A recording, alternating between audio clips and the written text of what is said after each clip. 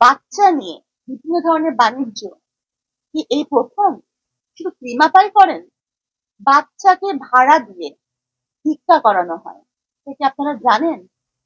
বিভিন্ন সিগনালে বাচ্চা নিয়ে নিয়ে যেসব মানুষ ভিক্ষা করছে, অনেকেরই বাচ্চা সেটা না, সেই বাচ্চাগুলা রোদে কষ্ট পায়।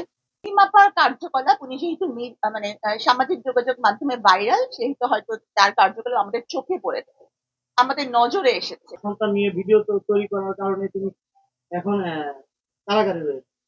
তো আপনি যে সংগঠন কিরিমাপার নামে কিরিমাপাকে আইনের দ্বারস্থ করেছে, আপনি একটি সংগঠন তৈরি করে আছে আপনার। তো আপনি পরবর্তীতে এই ধরনের কোনো ঘটনা ঘটলে আপনার সংগঠন থেকে আপনি পদক্ষেপ নেবেন?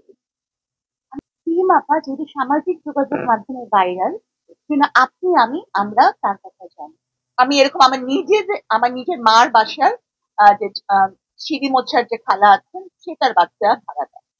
সে বাচ্চার সারা গায়ে চুলকানি, বাচ্চাটা কি কষ্ট পায়।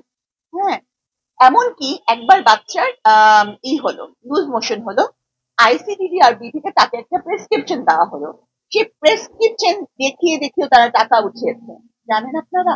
জানেন না, কারণ ক্রিম আপাকে দেখা যায়, এইসব মাদেরকে দেখা যায় না। আবার কেউ কেউ আছেন শুধুমাত্র নিজের ইমেজ বিল্ড আপ করার জন্য, হ্যাঁ, সবার সিম্প্যাথি পাওয়ার জন্য বাচ্চা নিয়ে ভিডিও করেন, করেন না? করেন। কিন্তু এইসব বিষয়গুলো আমরা দেখি না, এসব বিষয়গুলো আমরা দেখেও দেখি না। উনারটা দেখি কারণ উনি দেখান। আমি মনে করি যে সর্বক্ষেত্রে বাচ্চাকে ব্যবহার করা বাদ দিতে হবে।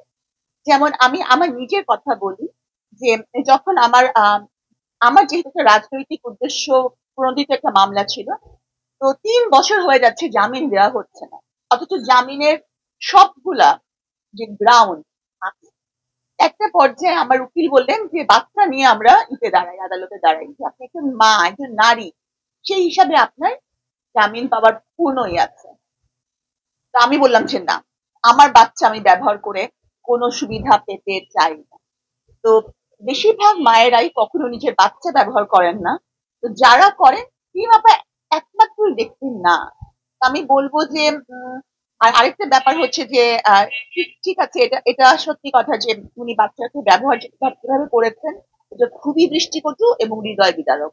তারপরে উনি ওনার সন্তানদের সাথে, সন্তানের শান্তি কিন্তু মায়ের সাথে। হ্যাঁ, তো আমি মনে করি যে ওনার ব্যাপারটা একটু নরম ভাবে, সংবেদনশীল ভাবে দেখা আমার মনে হয় অ্যাজ এ মাদার। আপনি তো সংগঠন চালান, আপনার সংগঠন থেকে এই ধরনের ঘটনা ঘটলে পরবর্তীতে আপনার পদক্ষেপে যাবেন? আমরা তো বন্দিনীদেরকে নিয়ে কাজ করি, আমাদের ফোকাস শুধুমাত্র বন্দিনী যারা কারাগারে আছেন অথবা কারাগার থেকে বের হয়েছে, তাদের সন্তান যদি কোনো কারণে কোনো ধরনের মানে কষ্টের শিকার হয় যে কোনো ইস্যুতে, অথবা তাদের বৃদ্ধ বাবা মা, এই ব্যাপারগুলো আমরা